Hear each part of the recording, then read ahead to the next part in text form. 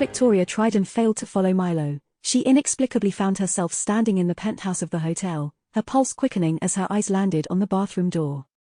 Grendel was inside, huddled and nestled in the corner, his body drenched in blood. Panic coursed through her as she tried to figure out where the blood had come from. It didn't appear to be from any visible wounds. Milo, crouched down in front of Grendel, was desperately attempting to convince him to move from under the sink. For a fleeting moment, it seemed as if he was making progress, as if the unspeakable events that had transpired moments earlier were silently reconciled. But just as hope began to flicker in the dimly lit bathroom, Victoria made a sudden move to get a better view. Her foot slipped, and she nearly fell onto Devon, whose presence she hadn't even noticed. In response to Devon's small yelp, Grendel reacted with violent fury. The room descended into chaos in the next few seconds, with Milo wrestling Grendel to the floor. Victoria remained frozen, gripped by a paralyzing fear. She knew that even the faintest noise could be fatal. The feeling of imminent danger hung in the air like a suffocating fog, enveloping her entire being. Milo's attempts to control Grendel only seemed to agitate him further. As Milo gained control, straddling Grendel and restraining his arms and legs with his own body, Grendel began to slam his head into the floor. The sickening sound of cracking floor tiles reverberated through the room, disturbing the layer of water and blood that coated the floor. Victoria desperately wanted to help, to take some action, but her limbs felt like they were encased in ice, immobilized by her terror. That was until Milo turned to face her, his expression unlike anything she had ever seen before. It wasn't anger or violence but a chilling determination that sent shivers down her spine. A profound foreboding washed over her, a frigid sensation that filled her with dread and left her questioning the very purpose of life. "Get out!" Milo barked in a guttural, commanding tone that jolted Victoria out of her paralysis. She and Devon collided once more, almost stumbling over each other in their haste to vacate the bathroom. As both Victoria and Devon stood next to the kitchen island, they were both trying to grapple with what they had just witnessed. It left them with a multitude of unanswered questions, and the air was thick with uncertainty. Victoria couldn't help but wonder how she had instinctively found her way to the penthouse. She vaguely recalled encountering an olive-skinned man with thinning hair, who had readily directed her without any questions. It was as if he had been expecting her, and simply stating Milo's name was more an adequate question. The second thing that came to mind was why were they staying at a hotel to begin with? Where had they come from and how long were they staying? Were they simply here to help C.R.O.W? But the most pressing questions swirled around Grendel's condition. Victoria couldn't shake the nagging feeling that it might be related to the equipment they had attached to their spines. Guilt gnawed at her conscience. What happened? She snapped at Devon, frustration bubbling up in her. Devon's vacant look initially persisted, but eventually, he shook his head. "I don't know. We were talking 1 minute, and then..." His voice trailed off as he gestured toward the bathroom, unable to put the horrifying sight into words. Victoria rolled her eyes, holding back her anger, and turned her focus to piecing together the situation. She glared at Devon, who still appeared utterly bewildered. "Why did you come here in the first place?" she demanded, folding her arms. "Did you know they were staying here?" Devon's eyes widened, but he remained silent. He attempted to respond but produced no intelligible words. Dealing with his limited communication skills was becoming increasingly frustrating. Victoria's patience was running thin when Grendel's bedroom door creaked open, and Milo emerged, seemingly back to his normal self. He approached them with an apologetic tone. "I apologize that either of you had to see that," Milo began, his voice hushed. He trailed off, struggling to find the right words. "This is worse than it's been in some time." Victoria was about to ask for an explanation when Milo reached for a piece of paper and a pen on the countertop. He quickly jotted something down. "I'll need you to go to this address and pick something up for me," Milo said, without looking up from the paper. He then handed the note to Devon. Devon took the paper and glanced at it with a mix of confusion and surprise. "What is?" he began to say before his expression shifted into a different kind of confusion as he read the note. "Do you know where that is?" Milo asked. Devon nodded after a moment of hesitation. As Devon left, Milo turned to Victoria. "I'm sure you have questions." His words hung in the air. Finlay she would get some answers. Things slowly started to come back into focus as Grendel sat in his own bed, a silk sheet draped around his damp body. Had he taken a shower? He couldn't recall. The last thing he remembered was talking to Devon, but what about he hadn't a clue? It may have been a dream for all he knew. He had slipped away, that much was certain. It was always the same feeling. Thousands of years of memories wishing back and forth. Blinding him with the pain of his past, the visions of blood. He shuddered at the thought. He would never get past those memories. Wrapping his arms around his legs and pulling his knees into his own chest, he cocooned himself within the silk blanket. Trying his best to dampen the painful thoughts in his own mind. Milo was nowhere to be seen. Had this meant he was able to claw his way back from the abyss of madness on his own this time? That would be a first.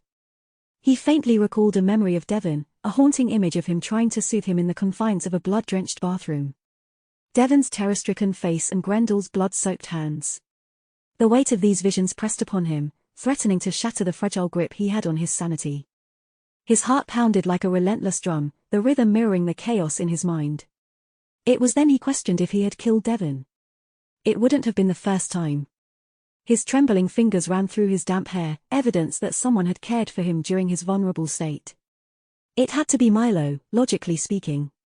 Who else would it have been? But where was Milo now? In the aftermath of these episodes, he always found solace in his friend's presence. However, this time, a gnawing sensation of dread gnashed at his core. His worst fears began to take form. Milo blamed him for everything, and that realization struck like a lightning bolt to his heart. The impending loss of Milo, the one constant in his life. Clutching his legs tighter, he sought to anchor himself in the present, but his mind was an inferno. A sharp pang throbbed at the back of his head, as if the weight of his fears was becoming too much to bear. How could he cope without Milo?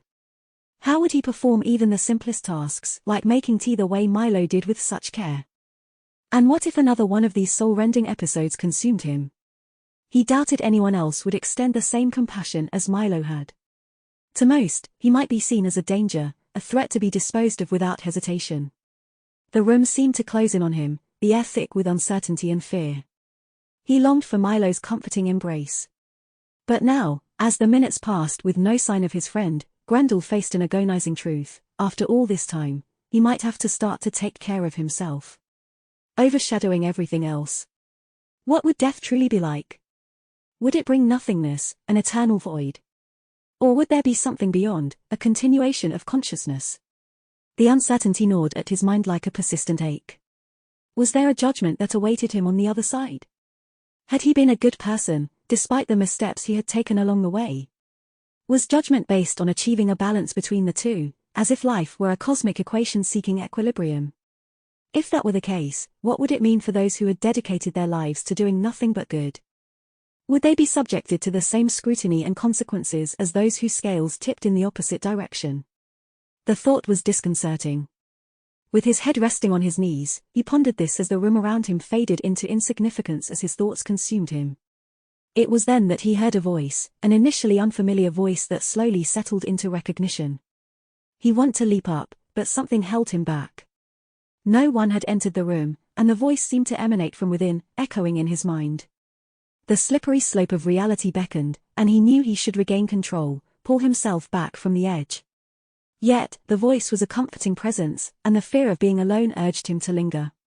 A phantom hand on his back, warmth and comfort felt by his physical form. He recognized that the hand was an illusion, but in that moment, the sensation was real enough to provide solace.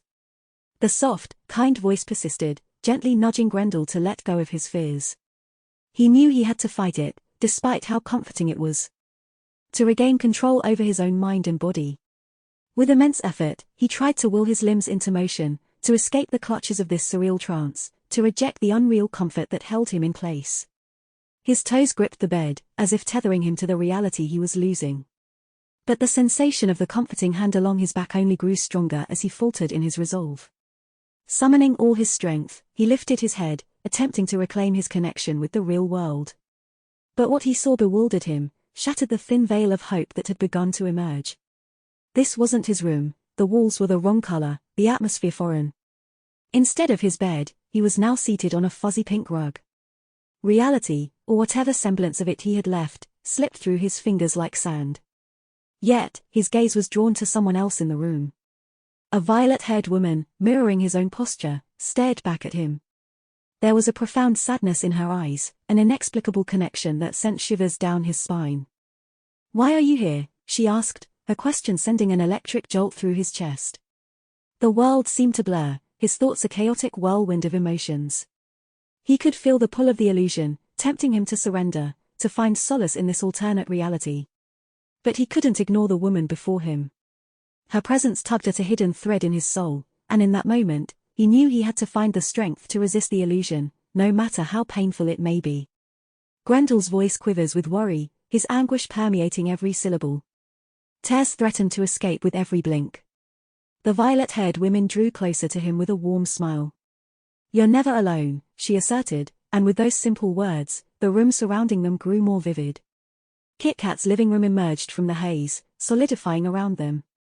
The woman's presence seemed to infuse life into the space. "I messed up, and Milo's angry with me," Grendel admitted, the weight of his guilt heavy upon him. As the woman moved closer, a comforting aura enveloped him, and her words washed over him like a gentle wave. "He won't forgive me for this," he added, his voice laced with regret. Yet, she dismissed his fears with unwavering certainty. She spoke in a way that penetrated his doubts. Like a soothing balm, her words began to dissolve his worries. The room seemed to expand, the walls no longer closing in on him. Instead, he felt a glimmer of hope, a flicker of reassurance that he wasn't irreparably broken. Maybe he was wrong. He could fix this. Everything would go back to normal before he knew it. Grendel's eyes locked onto the woman's face, his heart aching at the familiarity of her presence. It had been months since he last saw her, but she felt so tangible, so alive in this surreal moment. He knew she wasn't real, a mere creation of his mind, yet the emotions that coursed through him were genuine. Her warm smile wrapped around him like a comforting embrace, momentarily easing the burden he carried. "You need to stop worrying so much," she gently admonished, her words penetrating the depths of his soul. "Milo still loves you, nothing is going to change that.